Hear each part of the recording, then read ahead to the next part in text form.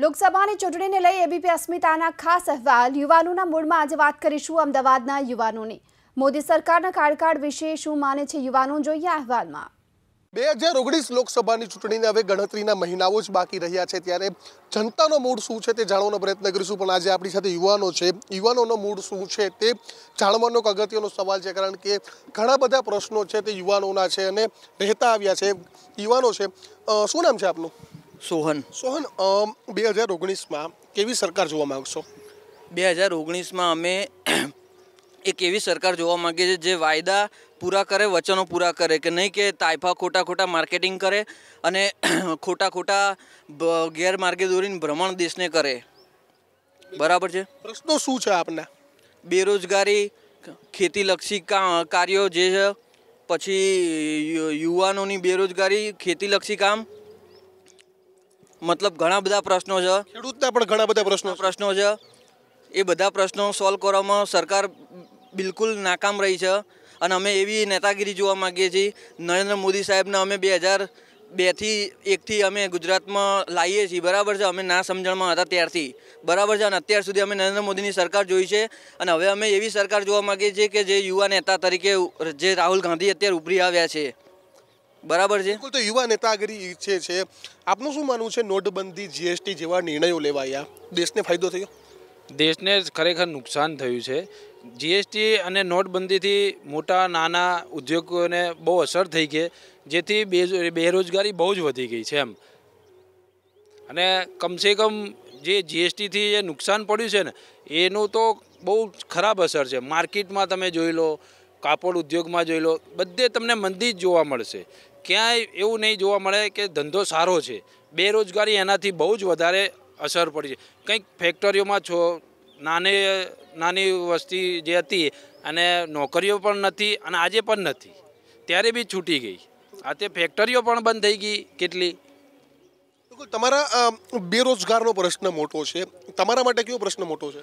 અત્યારે ઘણા બધા લોકો બેરોજગાર છે હું પોતે પણ બેરોજગાર છું બરાબર અત્યાર સુધી જ્યારથી મને સમજણ આવી ત્યારથી અમે ભાજપ સરકારને વોટ આપતા આવ્યા છીએ બરાબર પણ અત્યાર સુધી કોઈ એ લોકોએ વાયદા જ કર્યા છે અત્યાર સુધી બધા બેરોજગારો ફરી રહ્યા છે બરાબર અત્યાર સુધી એમના ભાજપને વોટ આપીને ગુજરાતમાંથી મોદી સરકારને દિલ્હી પર બેસાડી દીધા બરાબર પણ અત્યાર સુધી એનું કોઈ નિરાકરણ આવ્યું નહીં બરાબર હવે અમે એવી સરકાર જોવા માંગીએ છીએ જે બેરોજગારોને રોજગારી આપે અને દેશનો વાયદાઓ બંધ કરી દે બધા અને સાચી જે કરવાનું હોય એ જ વાત કરે ખોટા વાયદાઓ બંધ કરે તમારા વિસ્તારના સાંસદ કોણ છે ખબર છે નથી ખબર શા માટે સાંસદો કોઈ કામ કર્યા છે નથી કર્યા કામ અમે સાંસદને ઓળખતા જ નહોતા અમે બીજેપીને જ ઓળખતા હતા અત્યાર સુધી બીજેપી સરકારમાં અત્યાર સુધી અમને ઘણી આશા હતી નરેન્દ્ર મોદીની ગુજરાતમાં ઘણા વિકાસ થયા પણ હાલ હવે પબ્લિક કંટાળી છે હવે કંઈક નવું થવું જોઈએ જેથી કરીને રાહુલ ગાંધી જેવા નવા યુવા નેતા દેશમાં આવે ત્યારે અમારા જેવા યુવા છોકરાઓને રોજગારી તે શિક્ષણ છે ઘણા પ્રશ્નો છે જેના માટે એ ધ્યાન રાખી શકે બીજો કે નરેન્દ્ર મોદીએ અત્યાર સુધી ઘણું કરવાનો પ્રયત્ન કર્યો છે પણ તે પ્રયત્નમાં નિષ્ફળ છે તે છતાંય અત્યારે પબ્લિક એટલી બધી કંટાળેલી છે કે કંઈક દેશ માટે નવું થવું જોઈએ તો તે હાલ રાહુલ ગાંધી કરી શકે તેવી અમારી ઈચ્છા છે નરેન્દ્ર મોદી અને રાહુલ ગાંધી બંનેની નેતાગીરી જોઈ છે કોની નેતાગીરી ગમે છે અને 2014માં રાહુલ ગાંધીનું જે કદ હતું તે વધ્યું છે એવું લાગે છે આપને હા રાહુલ ગાંધી એક યંગ નેતા છે અને અમે કંઈક બદલાવ માંગીએ જ છીએ બરાબર એટલે અમારે 2019માં ગમે તે થાય રાહુલ ગાંધીને લાવવા છે 2019માં રાહુલ ગાંધીને લાવવા છે બીજા પણ યુવાનોના કેવા પ્રશ્નો છે યુવાનોને રોજગારી મળી રહે અત્યારે યુવાનોમાં બેરોજગારી વધારે જોવા મળે છે યુવા નેતાઓ તો યુવાનો માટે કંઈક કરી શકે છે એના માટે યુવા નેતા જ જોઈએ અમારે તો સાંસદે કરેલા કામના સર્વેની વાત કરવામાં આવે આપના વિસ્તારમાં સાંસદે કેટલા કામ કર્યા છે અમારો વિસ્તારમાં ગાંધીનગર આવે છે વિસ્તાર એમાં લાલકૃષ્ણ અડવાણી કે જે કોઈ દિવસ અમે અમારા મત વિસ્તારમાં જોયા નથી એ પોતે જ્યારે ઇલેક્શન હોય છે ત્યારે બી અમે કોઈ દિવસ એમને જોયા નથી કે અમે કોઈ દિવસ એમની જોડે અમે રજૂઆત ઓળખતા બી નહીં હોય ને અમને તો એ માણસને અમે ચૂંટીને આપીએ છીએ નરેન્દ્ર મોદી સરકાર કે ભાઈ ગુજરાતના આપણા પનોતા પુત્ર છે નરેન્દ્ર મોદી, એમના જોઈને અમે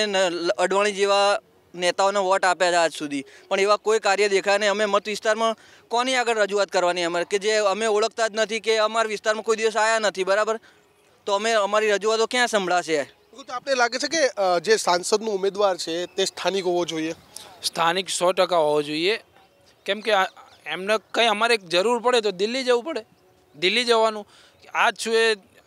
જેટલા જે 4.5 વર્ષની અંદર એકવાર લાલકૃષ્ણ અડવાણી અહીંયા આવ્યા હોય એવું મને બતાવો.